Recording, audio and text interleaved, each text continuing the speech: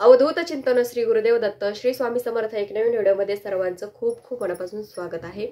तर आता लवकरच मार्गशीर्ष महिना सुरू होत आहे, म्हणजे 20 नोव्हेंबरला अमावस्या आहे, म्हणजे 19 नोव्हेंबरला सकाळी अमावस्या लागणार आहे 9:44 तर ती 20 नोव्हेंबरला म्हणजे दुपारी 12:17 ती संपणार आहे।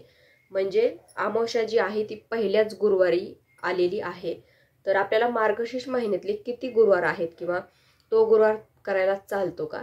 तर बघा, अमावस्या असल्याच्याने आपल्याला तो गुरुवार करायला चालत नाही।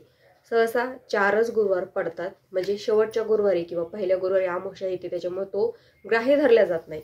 कारण अमावस्या असल्याच्याने गुरुवार पहिला धरायचा नाहीये, दुसरा गुरुवार धरायचा आहे। पहिल्या गुरुवारी अमावस्या आहे, तर 4च गुरुवार पडतात।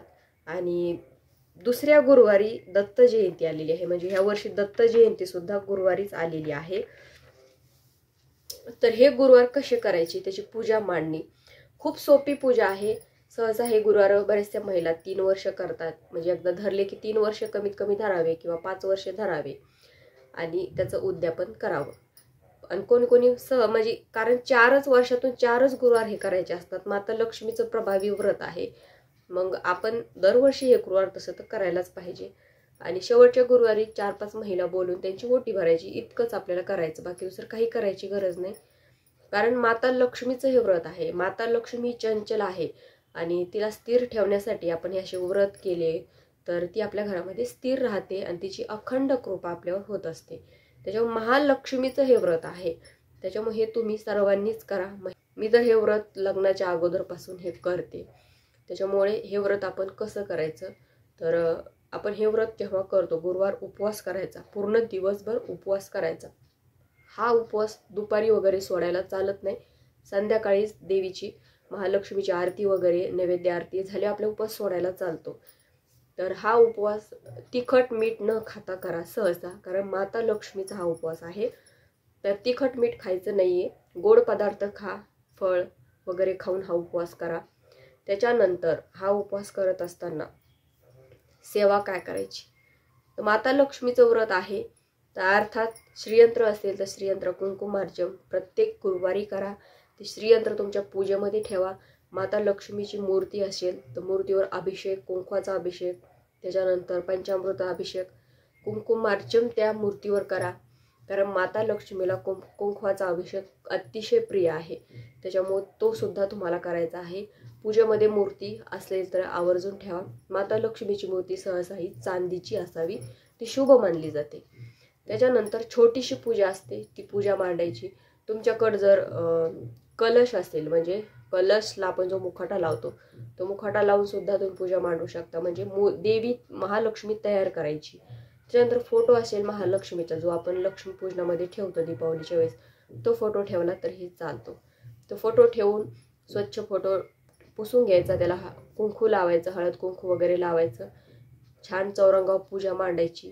कलश वगैरे ह्या पूजेमध्ये असतो, त्याच्यामुळे कलश वगैरे ठेवायचा।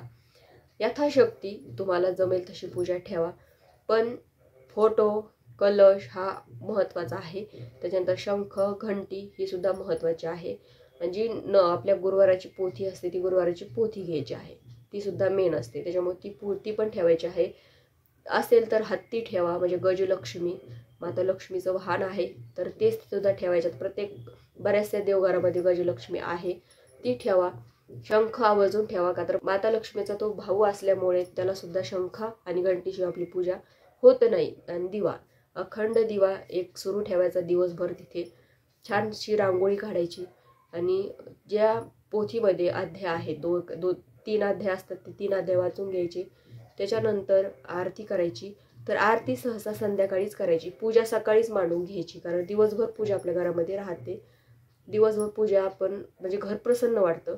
आणि हे गुरुवार खरंच खूप महत्त्वाचे आहेत।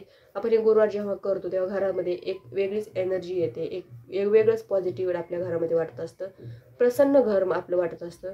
त्याच्यामुळे हे गुरुवार सगळ्यांनी करा मित्र म्हणेन। तर सकाळी पूजा मांडून घ्यायची, सायंकाळच्या वेळेस तुम्ही आरती करा। पोथी म्हणजे ती वाचणं 5 मिनिटाचं काम आहे, जास्त वेळ लागत नाही। जेव्हा सकाळी पूजा मांडतात तेव्हा पोथी वाचली तरी चालते, सायंकाळच्या वेळेस पोथी वाचून नैवेद्य आरती करून घेतली तरी चालतं। असं नाही की सकाळीच वाचायचं म्हणून, फक्त सकाळी पूजेसाठी मी म्हणते की दिवसभर आपल्याला प्रसन्न वाटतं. माता लक्ष्मीचा सहवास आपल्या दिवसभर आपल्या घरामध्ये राहतो.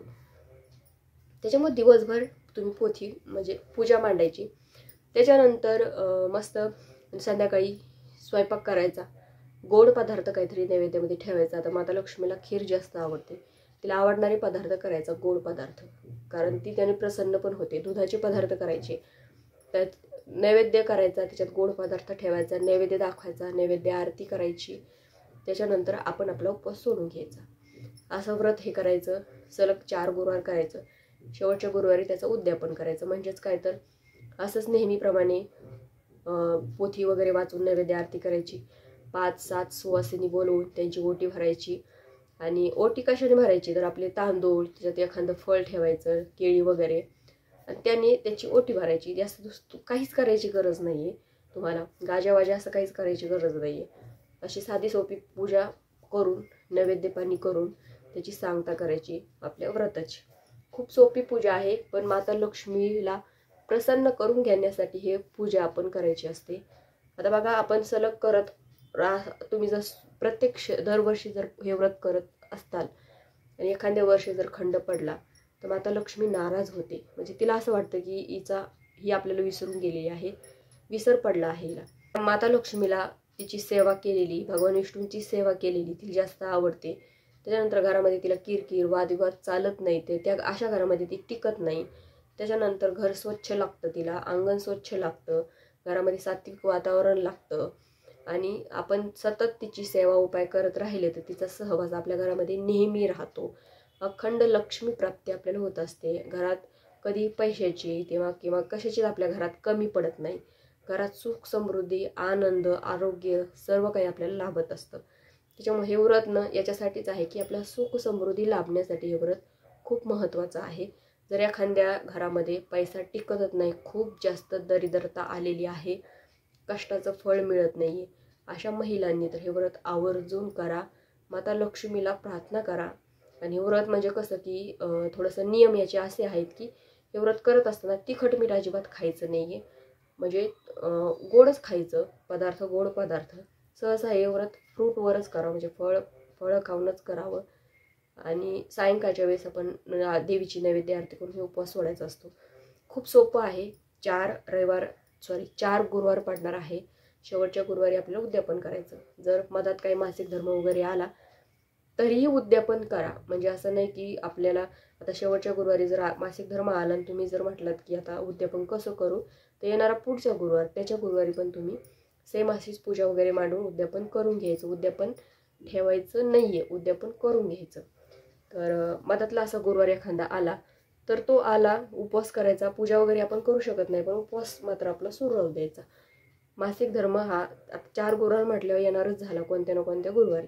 पण उद्यापन त्याचं तसं ठेवू नका, उद्यापन पुढच्या गुरुवारी करून टाका. भले मार्गशीर्ष महिना संपला तरी उद्यापन तुम्ही करून टाकायचं, येणारा जो कोणता गुरुवार असेल त्या गुरुवारी. तर असं हे महालक्ष्मीचं व्रत मार्गशीर्ष महिन्यातले गुरुवार तुम्हाला करायचे आहेत. तर आय होप तुम्हाला कळलं असेल. तर आजच्या व्हिडिओमध्ये इतकंच. व्हिडिओ आवडल्यास व्हिडिओ लाईक करा, शेअर करा, चॅनलला सबस्क्राईब करायला विसरू नका. झालेली सेवा श्री स्वामी समर्थ महाराजांच्या चरणी, परमपूज्य गुरु माऊलींच्या चरणी रुजू करते. श्री स्वामी समर्थ.